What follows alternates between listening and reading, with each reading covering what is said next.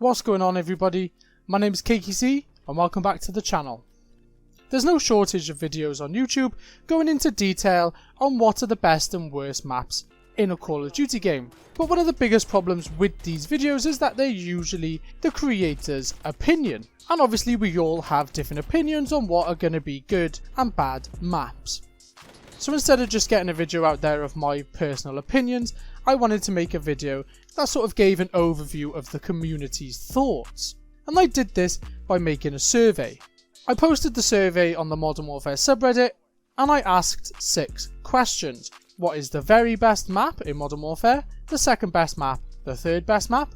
The third worst map? The second worst map? And then the very worst map in the game. And the first best map got 3 points, the second 2 points, the third 1 point, and the same way for the worst maps, with the worst map getting 3 points, second 2 points, third 1 point. And this allowed me to get more of a general idea of what everyone was thinking, and it allowed every map to have a fighting chance on getting a good position in the rankings. In this survey I included absolutely every map in the game, whether it be a large map, small map, gunfight map, it didn't matter. Every map you see in the game was on this survey.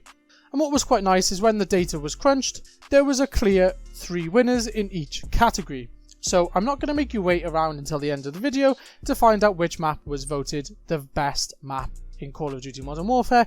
I'm going to start off with the best and then I'm going to move on to the worst, and we'll do it that way instead. And what I'm going to do is go through the maps and give you some of my opinions on why these maps have earned these positions. So to kick this video off, I'm going to start with the map that was voted the third best map in Call of Duty Modern Warfare 2019, and it is Gunrunner. So what puts Gunrunner in this position? Gunrunner is a very stereotypical Call of Duty map. It employs the 3-lane system that we all know extremely well. Both teams have a starting warehouse that kind of acts as a form of base or a starting point. And then you have the 3 lanes. You have the mining cart lane, you have the middle lane, and you have the container lane. So just like any good Call of Duty map, all 3 of these lanes try to get you to play a different way. The mining cart side allows for a bit of hiding around walls, a bit of leaning, a bit more of a slower gameplay. The middle opens it up, and then the container is more of the long shot gameplay, and you can rush if you want to.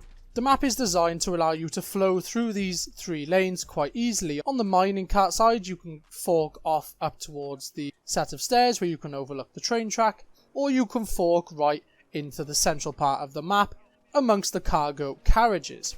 And you can also drop down into the lower area and then run up into the bathroom / toilet.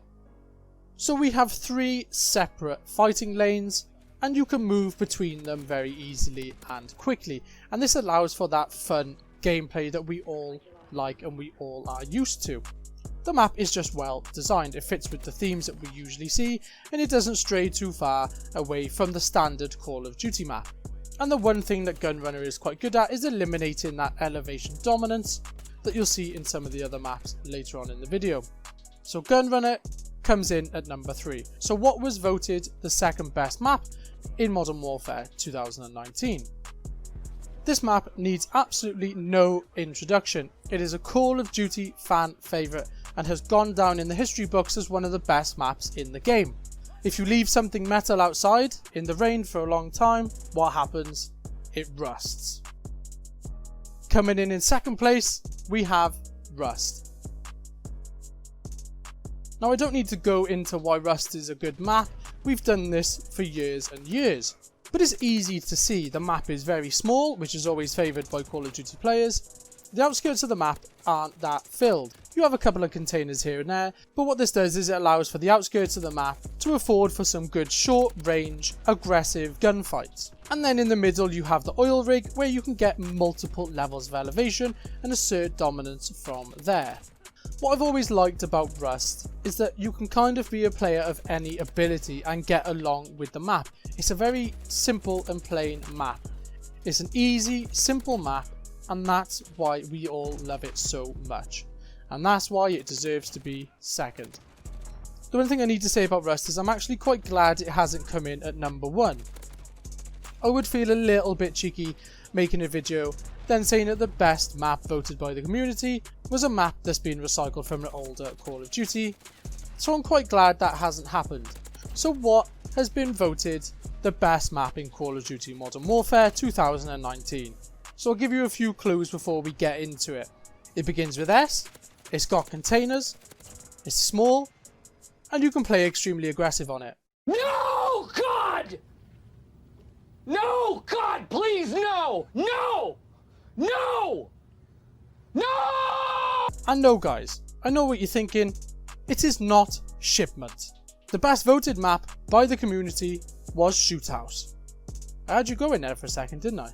So why is SHOOTHOUSE the best map in Call of Duty Modern Warfare?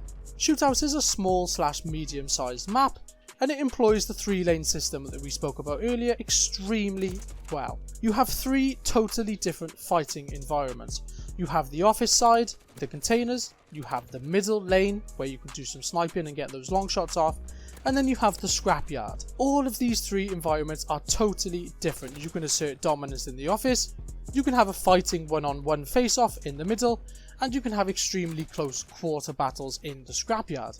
And the key ingredient that makes this map the best is the fact that you can shift between all these lanes so quickly. It pretty much takes one slide to get from the office side across to the scrapyard.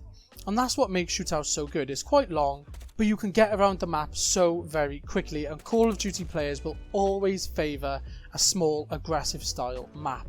It's a gentle reminder of the Black Ops 3 map Combine, which was also a very good map on that game. The kind of lighting and the graphics on the map are kind of similar, and you can manipulate the map to your game style. If you want to play it slightly slower and camp in the office, you can. If you want to rush around dead silent, stimming your way through your sprint out time, then you can also do that as well. You can get those headshots off on the wall, you can mount on the wall, get some long shot kills if you're trying to go for some camos. Whatever you want out of a Call of Duty match, SHOOTHOUSE has it. You can do absolutely everything on this map, and this is why it has been voted #1 by the community as the best map in Modern Warfare 2019. So we've looked at the best maps, and I've touched upon why I think they deserve their place. But we gotta have some fun now, and we can't forget about the worst map. The map that was voted the 3rd worst map in Call of Duty Modern Warfare 2019 is ANIYAH Palace. So why is ANIYAH Palace so disliked? I think the starting point we need to look at is just the sheer size of the map. Call of Duty players do not like large maps. I know it was designed for that 20v20 or 10v10 style of gameplay, but it just hasn't worked out, I think, the way they wanted it to. The outskirts of the map is pretty much deserted for most of the game. Yes, if you run round, you might get a few gunfights on the outskirts, but the whole of the match attention is focused on the Stronghold Palace. And a Stronghold feature has been seen in a lot of Call of Duty maps, and most of the time it works, but in this case it hasn't. And that's mainly because of the design of the palace itself. Just listing off a few things off the top of my head of why the palace isn't that well designed. There's too many stairs, there's too many ladders, there's too many doorways, there's too many halls, there's too many corners, there's too many balconies, there's too many places to hide, and just not allow the game to flow in a nice way. So when you spend half of the time running to the palace to then get shot by someone who's hiding around a corner, you can see why people don't want to play this map. The other thing I need to mention with ANIYAH Palace is that they did bring in the ANIYAH Incursion, which was the smaller version of the map, and clearly Infinity Ward realised that there was no fighting going on the outskirts of the map, and Infinity Ward have access to heat maps and things like that where they can see where the action is going on, and obviously there was nothing going on in the outskirts.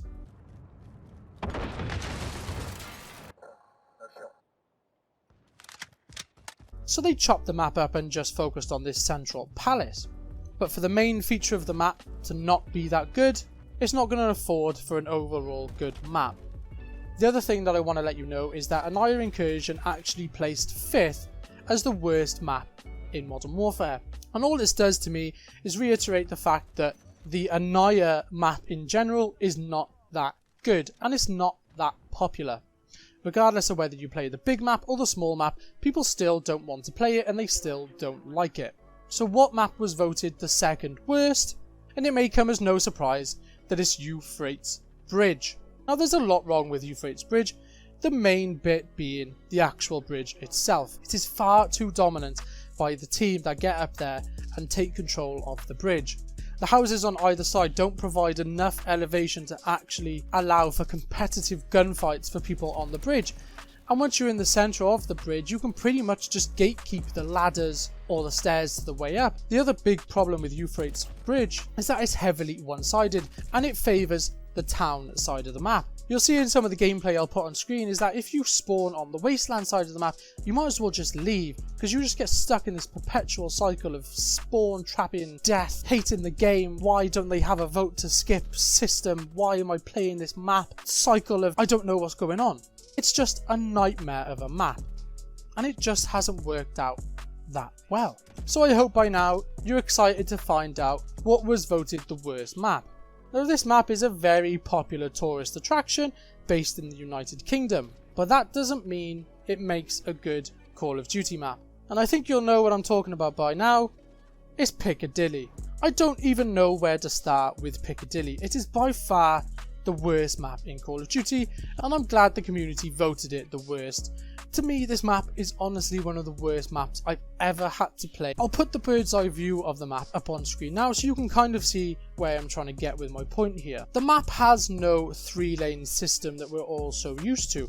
When you look at the map, there's just multiple connecting lines that all draw into one central piece of 9 or 10 double-decker buses that don't really need to be there. This creates for bizarre spawn. You don't notice this as much if you play a objective-based game mode. If you play domination and you cap 2 flags, you can put the enemy on the back foot and you know where they're going to spawn unless you push it. But if you play something like Team Deathmatch or Free-for-all, the map literally makes no sense. You'll have players shooting you from behind, in front of you, upwards, downwards, sideways, beneath you, absolutely every angle you will be shot from on Piccadilly. And I think that is a result of the bizarre layout. One of the big problems with Piccadilly is actually the bookshop that's located next to the underground station. It creates a sort of bottleneck for the players where you have to run through there to get to the other side of the map and get shot as soon as you come out the other end. It's just insane. It makes no sense to me, and I think it's because it doesn't take into account their traditional 3-lane system. I know a professional might argue against that point and say, well, there is a 3-lane system, and maybe it's me as a player and I don't agree with the map. If that's the case, that's absolutely fine, but there is a reason why this map has been voted the worst map in the game, and I like to think I have a general idea of what's going on these maps, and I think some of these reasons might be why it earns its place in this position. So there we have it, guys. Those are the best 3 maps and the worst 3 maps voted by the community on the Modern Warfare subreddit. Some of the maps we enjoy on this game and rate quite highly are actually old maps. So there we have it, guys. I hope you enjoyed this video. If you did at any point, drop a like down below. Let me know in the comments below what your top 3 maps are, and make sure to keep an eye on the channel because I've got another survey coming up, and this one is about Warzone. With that being said, don't forget to subscribe to the channel for all of the latest Call of Duty news, tips and tricks, how-tos, and much more.